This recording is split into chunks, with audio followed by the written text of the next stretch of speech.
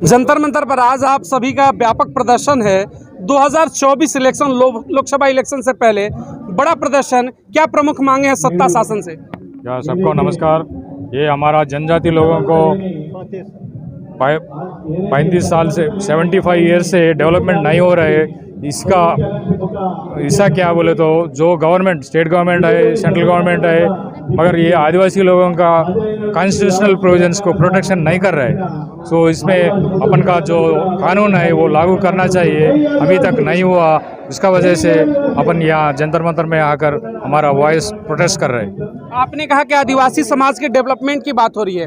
वर्तमान की जो हमारे देश के राष्ट्रपति हैं, प्रेसिडेंट, वो भी दलित समाज से आती है, द्रौपदी मुर्मू। उसके बावजूद अगर दलित समाज और आपकी बात करें आदिवासी समाज की, मुख्य धारा में नहीं है तो किसे आप दोषी मानते हैं?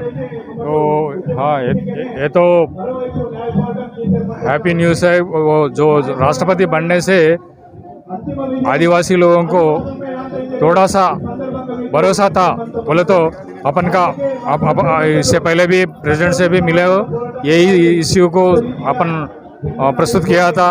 मगर वहाँ से लेकर प्राइम मिनिस्टर से लेकर होम मिनिस्टर को लेकर और ट्राइबल वेलफेयर मिनिस्टर को, ऐसे सब लोगों को, इवन लीगल मिनिस्टर को भी दिया था।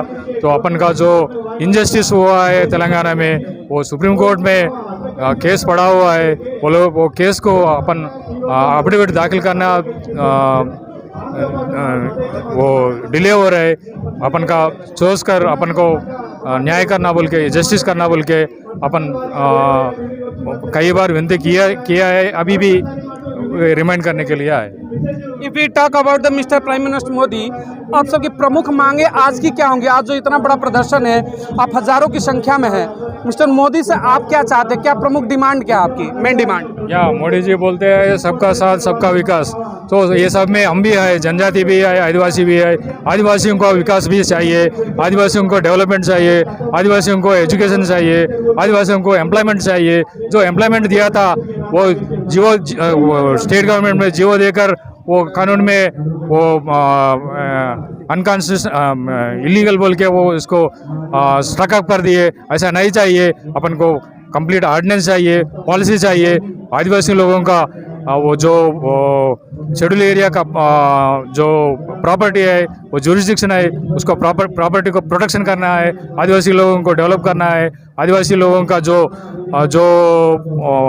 मान लेते जो रिसोर्सेस है वो सिर्फ आदिवासी लोगों के लिए इस्तेमाल करना है। दूसरा लोगों के लिए वो एमएनसीज को, नेशनल क्या बोलते, वो कॉरपोरेट को नहीं देना चाहिए।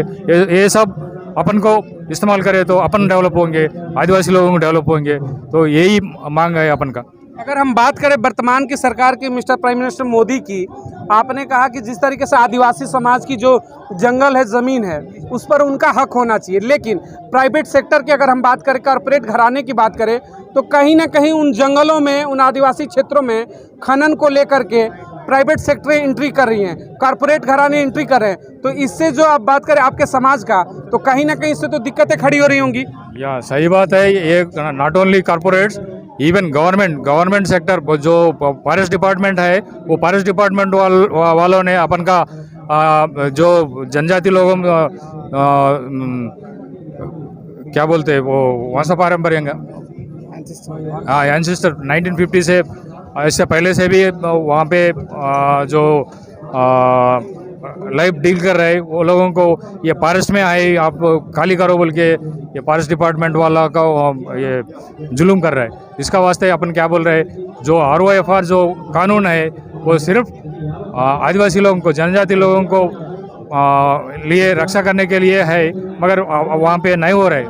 वो अपन का कानून भी लागू नहीं हो रहा है।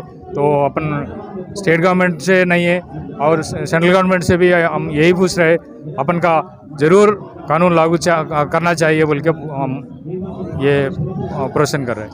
2024 देश का आम चुनाव है, लोकसभा इलेक्शन। उससे पहले दो गठबंधन आ रहे, इंडिया बनाम NDA। एक तरफ इंडिया गठबंधन के 28 दल, वहीं NDA प्राइम मिनिस्टर मोदी के नेतृत्व में।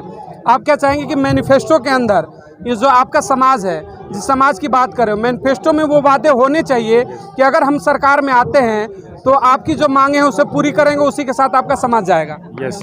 हम तो बगैर कानून का नहीं पूछ रहे हैं। जो कॉन्स्टिट्यूशन में लिखा हुआ है वो इंटरनली इंक्लूडेड है। वो 5th शेड्यूल एरिया को प्रोटेक्शन करने के लिए सभी लोग अभी जो गवर्नमेंट है और आने वाला गवर्नमेंट है तो भी जो जनजाति लोगों को एश्योरेंस देना चाहिए, वो सब शेड्यूल एरिया को प्रोटेक्शन करना चाहिए। अच्छा, वर्तमान की गवर्नमेंट कहती है सबका साथ सबका विकास, लेकिन जब आदिवासी समाज की बात आती है तो फिर आप उसी पायदान पर खड़े हो जहां पहले थे।